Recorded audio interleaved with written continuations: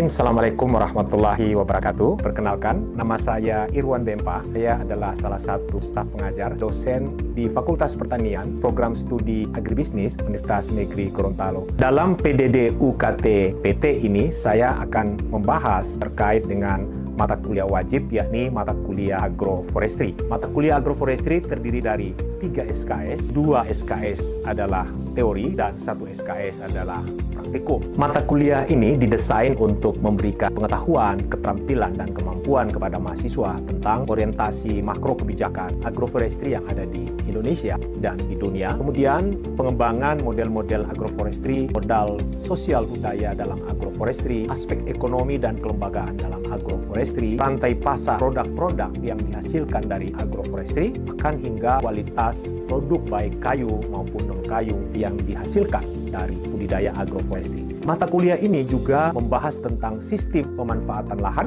terpadu yang memiliki aspek secara sosial maupun ekologis, pengkombinasian atau penggabungan pohon-pohon dengan tanaman pertanian dan atau hewan ternak, baik secara bersamaan atau secara bergiliran hingga tercapai hasil total nabati atau hewani yang optimal dan berkesinambungan. Mata kuliah agroforestry memiliki capaian pembelajaran pada mata kuliah ada 6. Yang pertama adalah mahasiswa mampu menjelaskan dan menguraikan orientasi makro kebijakan agroforestry di Indonesia. Mahasiswa mampu menjelaskan konsep dasar serta komponen penyusun di dalam pengembangan pola-pola budidaya agroforestry. CPMK yang ketiga adalah mahasiswa mampu menguraikan modal sosial, budaya, dan ekonomi di dalam lingkup sistem agroforestry. CPMK yang keempat, mahasiswa mampu menguraikan aspek-aspek kelembagaan di dalam agroforestry. CPMK yang kelima, mahasiswa mampu memahami rantai pasok dari produk-produk. Dan CPMK yang keenam, mahasiswa mampu menjelaskan kualitas kayu produk-produk dari agroforestry. Adapun materi yang akan saya praktekkan dalam proses pembelajaran di kelas adalah pertemuan yang ketiga, yaitu dengan tujuan CPMK adalah mahasiswa mampu menjelaskan konsep dasar serta komponen penyusun di dalam pengembangan pola-pola agroforestry dengan tujuan kajian, definisi, dan pengenalan komponen di dalam pola-pola agroforestry. Adapun metode pembelajaran yaitu metode ceramah dan diskusi. Sumber preferensi di dalam tatap muka pertemuan yang ketiga ini meliputi beberapa preferensi, diantaranya adalah hasil penelitian saya tahun 2024, yakni evaluasi program tata kelola lingkungan dan penghidupan berkelanjutan yang sudah ada di dalam publikasi jurnal. Kemudian yang kedua adalah buku hasil tulisan saya, yaitu pengelolaan risiko dan adaptasi perubahan iklim dengan judul buku Pertanian Organik, Konsep dan Teknologi. Dan yang ketiga, preferensi yang saya rekomendasikan kepada mahasiswa adalah Hutan dan Masyarakat di dalam buku dengan judul Pengantar Ilmu Kehutanan terbitan tahun 2025. Baiklah, mari sama-sama kita mengikuti video proses pembelajaran di kelas untuk mata kuliah agroforestry. Halo, selamat pagi. Assalamualaikum warahmatullahi wabarakatuh. Waalaikumsalam warahmatullahi wabarakatuh. Gimana keadaannya? Sehat semuanya? Alhamdulillah. Sudah sarapan? Baik, kali ini kita bertemu untuk pertemuan yang ketiga kali dalam mata kuliah agroforestry. Dan sebelum kita mulai, biasanya kita harus berdoa dulu. Untuk itu, mari kita berdoa sesuai dengan keyakinan masing-masing. Berdoa dimulai. Berdoa selesai. Teman-teman, kita akan melanjutkan materi kuliah, mata kuliah agroforestry untuk pertemuan yang ketiga, yaitu mempelajari tentang konsep dasar dan pengenalan komponen penyusun dalam pola agroforestry. Untuk agar materi ini berkesinambungan, maka terlebih dahulu saya akan pemanasan dengan melakukan post test. Silakan Anda baca soal yang tertera dalam slide ini dan kemudian Anda menulisnya. Seperti biasanya, setelah Anda selesai menulis, dikumpulkan di teman Anda yang pojok sebelah kanan saya. Dan untuk itu berurutan, setelah itu paling ujung bisa mengumpulkan ke saya. Disilakan, dimulai.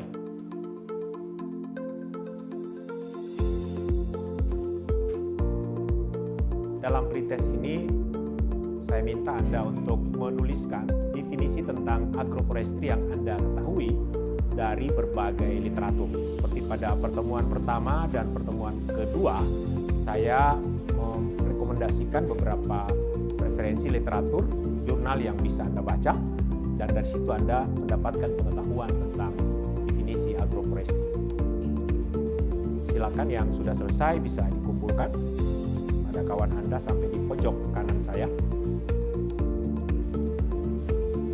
Oke, yang sudah semuanya dikumpulkan di depan. Terima kasih. Baik teman-teman sekalian, di pagi yang indah ini kita akan mulai pembelajaran pertemuan yang ketiga tentang konsep dasar sistem budidaya agroforestry. Saya ingin bercerita sedikit tentang kondisi Gorontalo, Indonesia hari ini, bahwa setiap tahun lahan di Gorontalo itu mengalami degradasi atau mengalami penurunan dari sisi kualitas. Hal atau faktor yang menyebabkan terjadinya penurunan lahan itu diantaranya adalah pola budidaya kita. Seperti Gorontalo, Sulawesi pada umumnya itu memiliki kondisi topografi lahan yang sangat miring, sehingga ketika petani kita yang sudah kekurangan lahan, mereka mencari perbukitan, gunung untuk ditanami. Ironinya adalah mereka menanam tanaman jagung atau tanaman-tanaman musiman. Sehingga pada saat musim penghujan tiba, maka terjadi erosi. Inilah yang menyebabkan terjadinya bencana. Terjadi bencana erosi dan kemudian itu bisa membuat terkelupasnya topsoil atau tanah bagian atas, sehingga lama-kelamaan lahan tersebut menjadi tidak produktif lagi. Ketika lahan sudah tidak produktif, ketika bukit itu sudah tinggal bebatuan, maka lahan itu disebut lahan mati.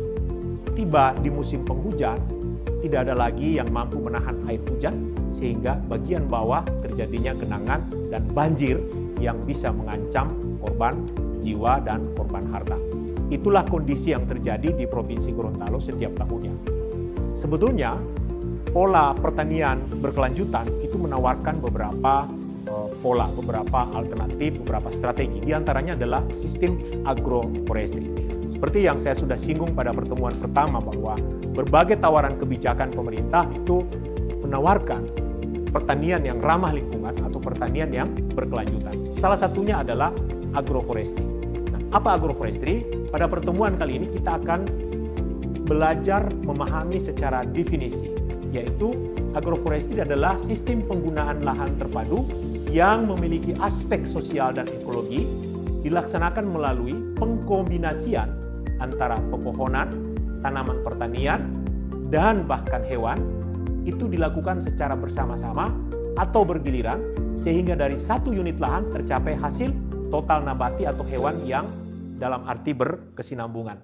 Berbagai macam definisi kita bisa peroleh dari preferensi yang saya rekomendasikan untuk Anda baca, sehingga definisi yang dapat kita rangkum adalah bahwa agroforestry adalah istilah kolektif untuk sistem dan teknologi penggunaan lahan yang secara terencana dilaksanakan pada satu unit lahan dengan mengkombinasikan tumbuhan berkayu, yaitu pohon, perdu, palem, dengan tanaman-tanaman pertanian dan atau hewan ternak, bahkan di situ ada kolam ikan, yang dilakukan pada waktu yang bersamaan atau bergiliran, sehingga terbentuk interaksi ekologis dan ekonomis antar berbagai komponen yang ada.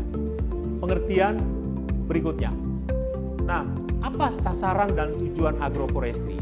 Sasaran dan tujuan agroforestry itu adalah menjamin dan memperbaiki kebutuhan bahan pangan, meningkatkan ketersediaan pangan baik tahunan atau tiap-tiap musim, perbaikan kualitas nutrisi, pemasaran dan proses di dalam agroindustri, diversifikasi produk dan pengurangan risiko gagal panen, keterjaminan bahan pangan secara berkesinambungan.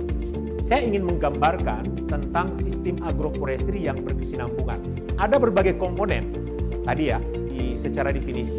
Ada pohon, ada tanaman pertanian, ada peternakan, bahkan ada perikanan. Nah, yang dimaksud dengan berkesinambungan itu, ketika tanaman pertanian panen, maka bulan berikutnya ada panen lagi atau tidak? Apa yang dipanen? Peternakannya mungkin bisa dipanen. Bulan berikutnya ada lagi yang dipanen. Jadi, sistem agroforestry itu adalah sistem polikultur. Itulah yang ditawarkan oleh sistem agroforestry. Jadi ada kesinambungan. Jadi meningkatkan ketersediaan pangan, baik tahunan maupun musiman. Yang tahunan apa? Ya, pohon di situ. Ada pohon jati dan ada pohon-pohon lain. Kemudian ada diversifikasi produk. Saya memberikan gambaran tadi berbagai macam jenis atau komponen yang ada di dalamnya, yaitu untuk menghindari gagalnya panen. Kalau tanaman monokultur, misalkan jagung diserang hama penyakit, gagal panen. Tapi kalau dia ada polikultur, ada tanaman lain, gagal panen di jagung, dia bisa panen cabai, dia bisa panen singkong. Itulah disebut dengan mengurangi kegagalan risiko panen. Kemudian keterjaminan bahan pangan secara berkesinambungan. Agroforestry secara sosial, para petani itu mengharapkan ada yang dikonsumsi. Jadi mereka biasanya di belakang rumah, kalau Anda berasal dari desa, ada lahan di belakang rumah biasanya ditanami apa? Ditanami singkong, ditanami pisang. Kalau cuma 1-2 pohon itu untuk konsumsi, tidak untuk dijual. Nah, itu biasanya adalah ketersediaan pangan rumah tangga bagi petani. Ini adalah sasaran dan tujuan dari agroforestry. Mari kita masuk pada unsur-unsur apa yang disebut dengan agroforestry. Agroforestry secara definisi tadi, kemudian saya ingin menggambarkan kalau misalkan seperti yang ada di belakang kampus kita, ada kombinasi berbagai macam jenis tanaman, apakah itu disebut agroforestry? Mari kita lihat unsur-unsur agroforestry.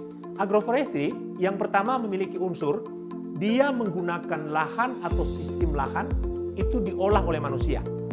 Jadi harus diolah oleh manusia, bukan tumbuh secara alami. Yang kedua, ada teknologi di situ. Teknologinya apa? Misalkan sudah menggunakan jarak tanam. Misalkan sudah menggunakan pupuk. Ya. Yang ketiga, komponen atau tanaman di dalamnya ada tanaman semusim atau tanaman tahunan atau ada hewan ternak. Ada kombinasi ternak di dalamnya. Entah itu ayam, kambing, atau sapi, yang jelas ternak itu nanti akan menjadi bagian dari komponen sistem agroforestry. Yang keempat adalah model penanamannya bisa secara bersama-sama. Dia tanam jagung, rica, singkong. Atau dia secara bergiliran. Bulan ini dia tanam jagung, bulan depan dia tanam singkong, kemudian seterusnya. Nah, di dalam setiap komponen itu ada interaksi ekologi. Kenapa saya mengatakan atau kenapa dikatakan ada sapi misalkan, ada ternak.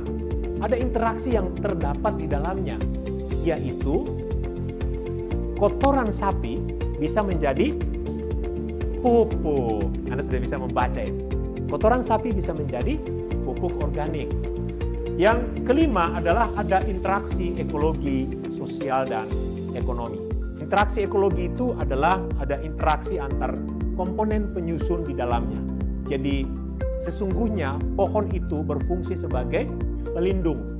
Kalau saya tadi di awal menggambarkan adanya erosi, adanya pengikisan akibat hujan, tapi karena ada pohon, akar pohon yang menahan pengikisan, maka tidak terjadi apa yang disebut dengan erosi. Tadi pada slide sebelumnya saya membahas tentang interaksi. Jadi ada karakteristik agroforestry. Yang pertama adalah adanya kombinasi yang direncanakan atau disengaja.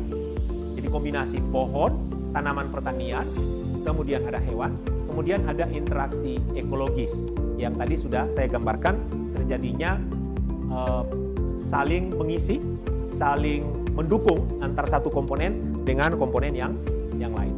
Interaksi antar komponen agroforestry itu sudah meliputi mulai dari abiotis, kemudian biotis, sampai dengan lingkungan budaya.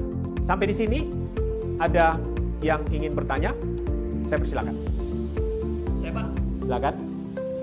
Seperti yang Bapak jelaskan tadi bahwa sistem agroforestry ini berorientasi jangka panjang.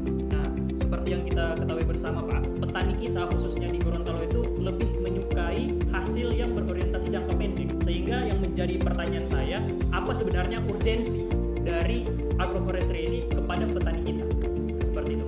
Oke, pertanyaannya bagus sekali, mengkondisikan tentang lingkungan di sekitar kita, khususnya di Gorontalo dan sekitarnya. Apa urgensi agroforestry ini bisa kita tawarkan sebagai salah satu alternatif? Di awal saya mengatakan bahwa Gorontalo dan Sulawesi pada umumnya itu lahannya sedang mengalami krisis karena lahan-lahan kita kebanyakan sudah berada pada kemiringan, pada topografi. Memang nyatanya petani kita sukanya cepat karena kebutuhan. Mereka butuh biaya untuk keluarga sehingga hasil panen itu segera cepat. Sedangkan agroforestry itu biasanya jangka panjang. Nah, yang ditawarkan oleh agroforestry ini ada dua hal. Yang pertama adalah kelestarian lingkungan. Itu urgensi pertama. Urgensi kedua, memang secara besar-besaran, secara makro, hasil panennya itu tidak seperti tanaman monokultur, misalkan hamparan jagung yang begitu luas, hamparan padi yang begitu luas. Akan tetapi ingat bahwa karena terdapat berbagai komponen, berbagai tanaman, maka agroforestry menawarkan panen yang berkelanjutan.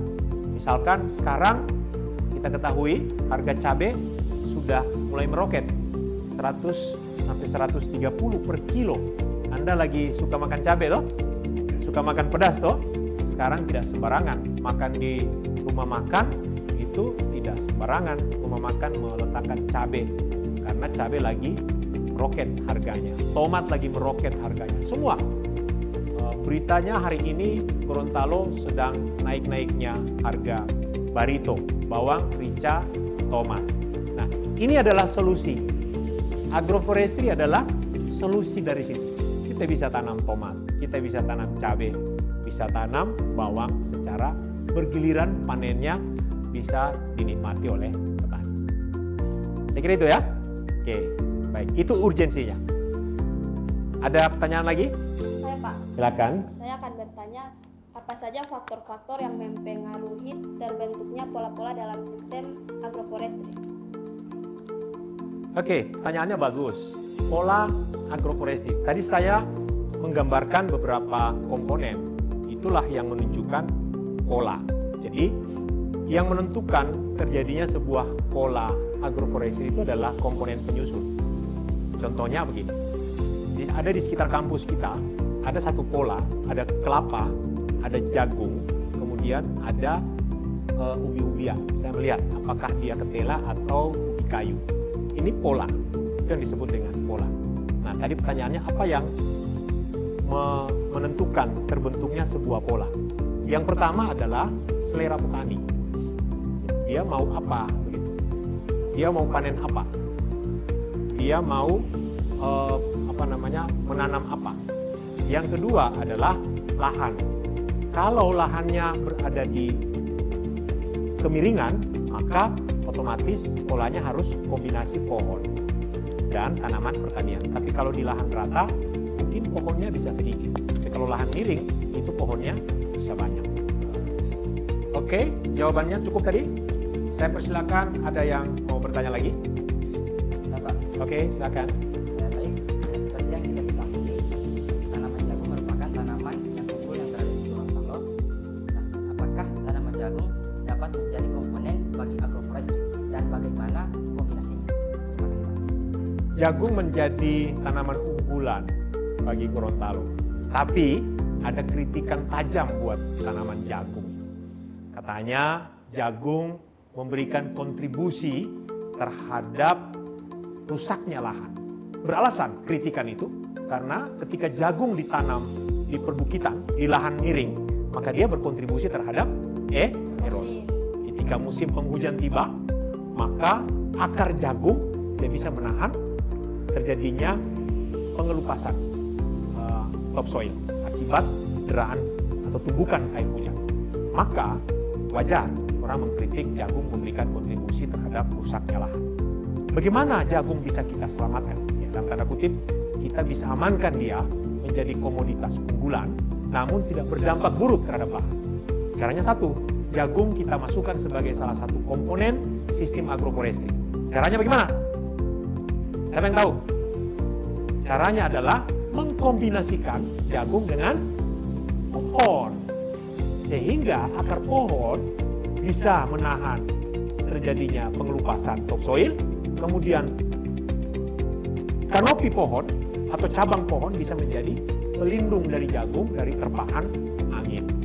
Maka komponen-komponen itulah yang harus diperhatikan untuk agar supaya jagung bisa kita andalkan kembali. Dan ingat, sudah tidak relevan jagung kita tanam di lahan miring. Kita lihat kalau perjalanan kita ke arah Gorontalo Utara, ke arah Bualemo, di kiri kanan jalan ada tanaman-tanaman jagung yang ditanam di lahan-lahan miring. Dan itu penuh risiko bagi rusaknya lahan. Oke, teman-teman sekalian, pertanyaan tadi bagus. 3 pertanyaan tadi bisa menjawab atau memberikan gambaran terkait dengan sistem-sistem pertanian yang berkelanjutan. Saya lanjut dengan materi ya. Terakhir, mungkin pada sesi terakhir, saya ingin menyinggung tentang pola tadi. Ada yang bertanya tentang pola. Inilah yang disebut dengan pola ruang tanam. Ini hasil riset saya. Ada juga kakak tingkat Anda juga pernah melakukan penelitian di lokasi yang sama. Ini ada di Dulamayo. Ini ada sketsa, ya, sketsa yang dilihat dari atas. Dan sebelah kanan ini adalah jenis komponen yang ada. Ada mahoni, ada kemiri, ada cengkeh, pisang, vanili, kakao, ada kandang kambing itu, dan ada tanaman gamal. Mari kita lihat pola ini. Ini dia membentuk. Kalau kita lihat yang mengelilingi daripada lahan ini apa? Tanaman mahoni. Dia bisa menjadi pagar. Lihat, yang mahoni bisa menjadi pagar. Kemudian ada di pojok kandang. Itu biasanya, jangan kita lihat ini datar, ini bukit ini. Ini bukit. Paling atas diletakkan kandang. Kemudian di bawahnya mulai ada kemiri. Ada apa lagi? Ada cengkeh, ada pisang, ya. Ada pisang, kemudian ada vanili, dan seterusnya. Yang segi apa? Segi, ya. Itu cengkeh. Nah, ini adalah pola kombinasi yang ada di Desa Dulamayo. Dan seperti yang saya jelaskan, petani menikmati panen yang terus-menerus. Dia bisa panen cengkeh, dia bisa panen pisang, dia bisa panen vanili. Kenapa kandangnya berada di atas? Agar supaya kotoran yang dilepaskan oleh ternak itu bisa mengucur ke bawah. Ini bukit loh, bukit. Saya ngos-ngosan bisa sampai ke kandang. Dari bawah sampai ke atas dia bukit. Tapi karena ada penuh dengan pepohonan, maka bukit itu tidak terjadi erosi. Karena akar-akar pohon bisa menahan lajunya air hujan atau tumbukan air hujan ke dalam permukaan tanah. Baik, kita sudah ada di penghujung kuliah, dan pada pertemuan ini kita akan membagi 3 kelompok, 2 atau 3 kelompok untuk kita mendiskusikan beberapa topik. Nanti setiap kelompok saya akan berikan case permasalahan yang bisa Anda diskusikan, dan kemudian silakan Anda presentasikan. Saya minta Anda untuk membagi kelompok seperti biasanya berdasarkan absensi. Jadi silakan.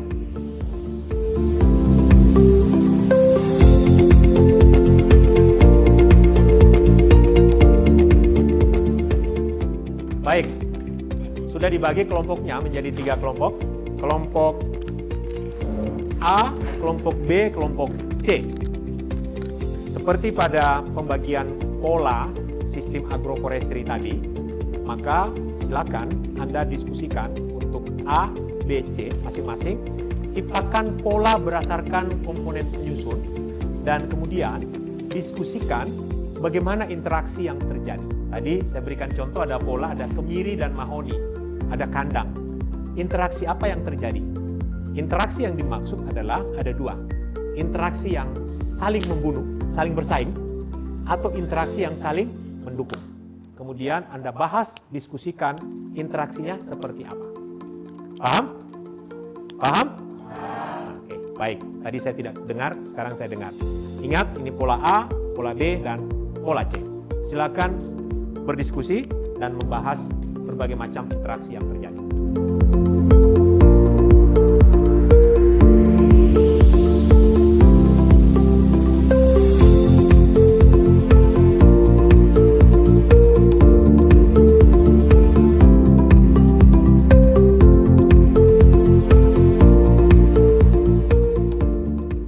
Oke, diskusinya kita closing, selesai, dan di menit-menit terakhir saya minta semua ketua-ketua kelompok untuk presentasi hasil pembahasan di dalam diskusi di masing-masing kelompok. Siapa yang akan memulai? Kelompok A, B, atau C? Kami, Pak. Oke, silakan. Oke, baik. Terima kasih.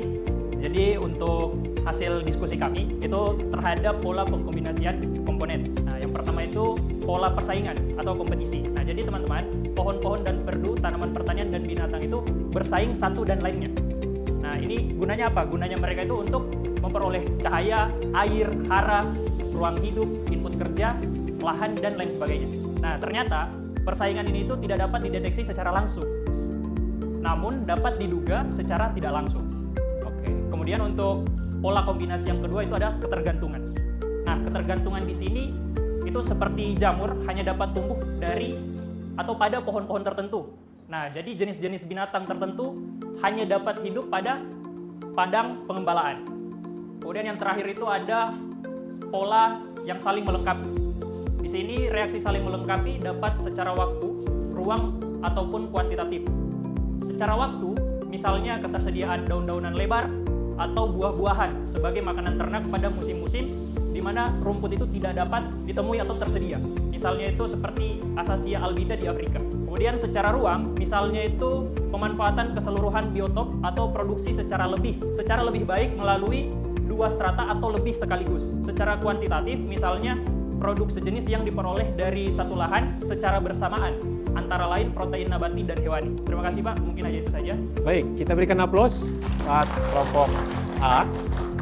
Semuanya sudah presentasi dan saya ucapkan terima kasih atas diskusi dan pemaparannya. Mudah-mudahan pertemuan kita pada yang ketiga ini bisa dapat diambil beberapa poin-poin penting terkait pengenalan sebuah konsep sistem agroforestry dan juga pola-pola dalam pengembangan agroforestry. Oke, teman-teman, kita sudah ada di penghujung pertemuan perkuliahan kali ini dan seperti biasanya saya akan memberikan post-test untuk mengevaluasi proses pembelajaran kita sejak awal hingga akhir pada pertemuan kali ini. Untuk itu, ini adalah soal untuk post-test yang Anda harus jawab. Sebutkan 3 jenis komponen agroforestry yang pernah Anda ketahui sesuai pengalaman Anda melihat atau mengamati lingkungan yang ada di sekitar Anda, baik di lingkungan kampus, di rumah, di desa. Tulis 3 jenis komponen. Seperti biasanya, kumpulkan pada masing-masing kelompok dan diserahkan ke saya. Oke, selesai. Waktunya cukup singkat, silakan dikumpul di masing-masing ketua kelompok. Ya, terima kasih. Oke, baik. Post-testnya sebagai bahan evaluasi kita untuk pertemuan berikutnya. Oke, saya akhiri perkuliahan kita pada pagi hari ini. Mari sama-sama kita melafazkan hamdalah. Alhamdulillahirrahmanirrahim. Demikian. Terima kasih. Wassalamualaikum warahmatullahi wabarakatuh.